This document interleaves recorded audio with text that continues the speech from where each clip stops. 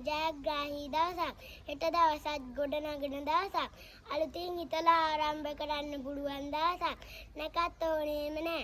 හිතේ නැකතට අද දවසේ සුබ වෙනම දවසක්.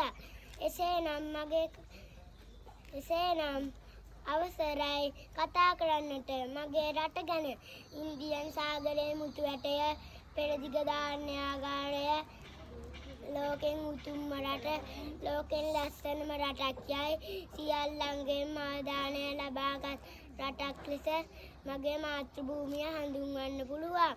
හැම සැප සම්පතකින්ම පිරුණු සිත් වශී කරන මනරම් වූ පරිසරයේ අසිරියක් හේතුවෙන් මුළු ලෝකෙම ගෞරවයට අවධානයට ලක් වුණු පින්බිමක් ලෙස මගේ මාතෘ භූමිය හඳුන්වන්න පුළුවන්. පින්බිමක් වූ සුරපුරයක් වූ මගේ ලක්මාතාවගේ දරුවෙකු ලෙස මේ භූමිය ඉපදුණු මමද වාසනාවන්තයෙක්. මේ රට මගේ රට, මා ඉපදුණු